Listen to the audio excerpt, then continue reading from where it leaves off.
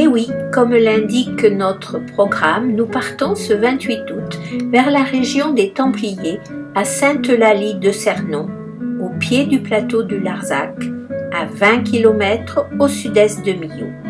Avant de commencer les visites, nous déjeunons à l'entrée du village, à l'auberge des Cardabelles. Un bon repas qui nous donne la force nécessaire pour les visites de l'après-midi. Sainte-Eulalie est un village tout en pierre, implanté sur la haute vallée du Cernon. C'est une commanderie médiévale qui est superbement préservée et qui abrite une église templière donnant sur une charmante place agrémentée d'une fontaine. Alors, nous quittons le restaurant pour la découverte du village en passant devant cette tour et nous allons nous rendre jusqu'à cette fameuse place. Cette rue va nous conduire jusqu'à la place devant l'église.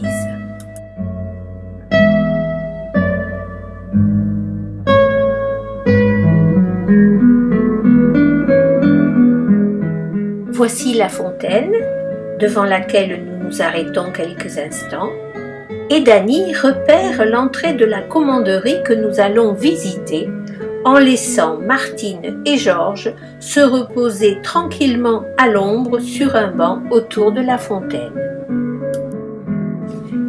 La commanderie était un monastère qui a appartenu d'abord à l'ordre religieux et militaire des Templiers dès 1151, puis à celui des Hospitaliers au XVe siècle. La visite nous permet de découvrir le quotidien des moines soldats, l'église romane, la cour intérieure et le bâtiment communautaire avec la salle d'honneur, le dortoir, la salle des fresques et les appartements du commandeur. Ce trou que j'ai photographié est au sol. Il s'agit d'un assommoir et je vous laisse lire de quoi il s'agit exactement.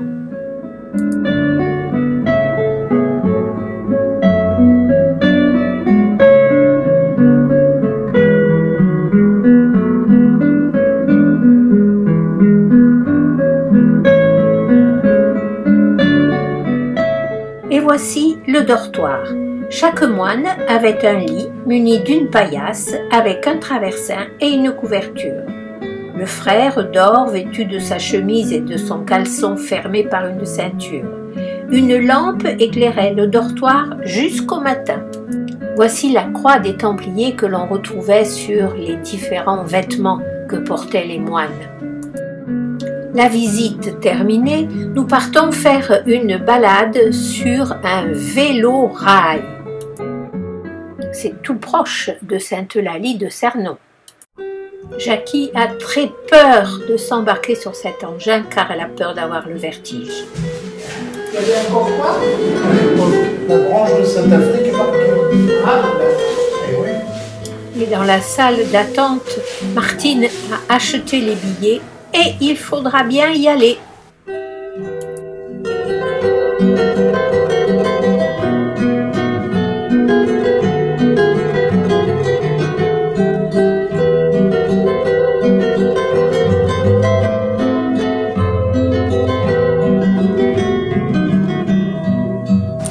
Allez, départ pour la balade. Il y a ceux qui pédalent et ceux qui se reposent.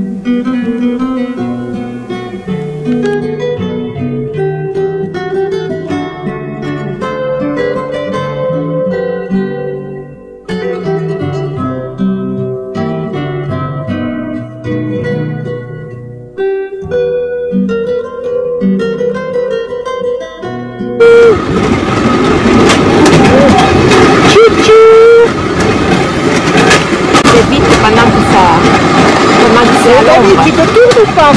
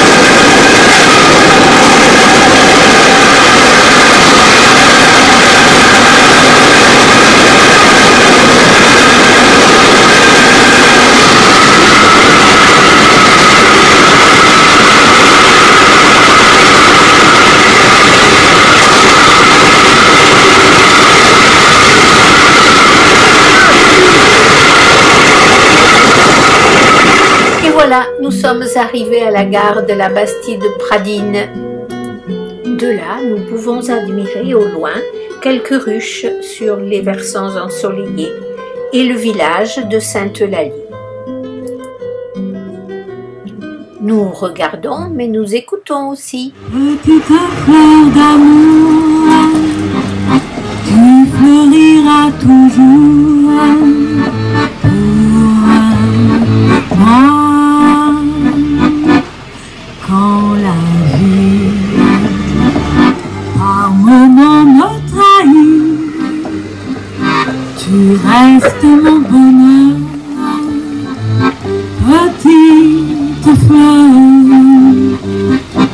Sur mes 20 ans, je m'arrête un moment pour respirer ce parfum que j'ai tant aimé.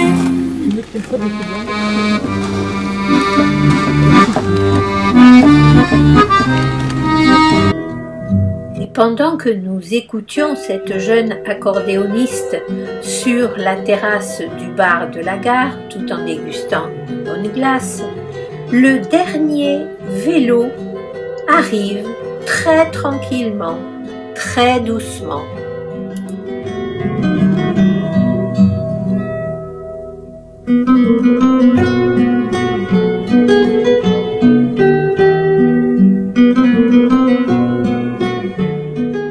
Il est suivi par le train qui vient nous chercher, tout en remorquant derrière lui tous les vélos de la balade.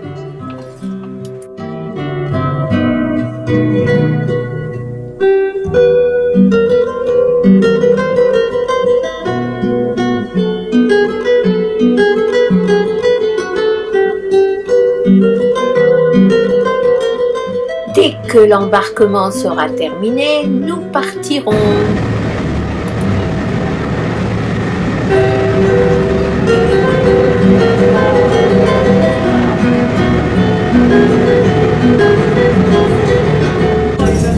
Nous allons retrouver bien sûr le chemin de l'allée et les différents tunnels.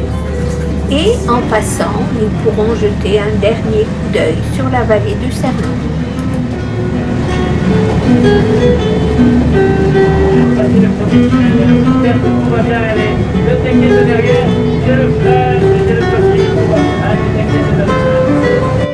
Dans la petite séquence qui va suivre, vous pourrez voir les vélos derrière le train.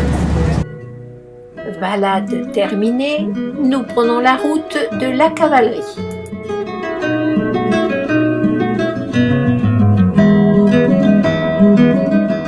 La cavalerie est aussi un site templier, mais ce n'est pas pour cela que Coco et Jackie tenaient à visiter le village. C'est parce qu'elles y avaient habité en 1951 et 1952. À l'époque, il y avait un camp militaire important où les appelés du contingent venaient faire leur classe.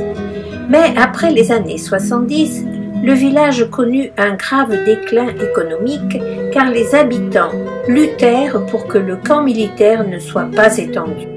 Ce n'est qu'après 1995, suite à la rénovation des remparts et à d'importants travaux de modernisation, que le village redevint prospère. Et depuis 2015, la 13e demi-brigade de la Légion étrangère a été installée dans le camp militaire et on assiste depuis à la reprise des constructions dans le village et dans les environs. Mais il est l'heure de revenir à Sainte-Afrique. À demain!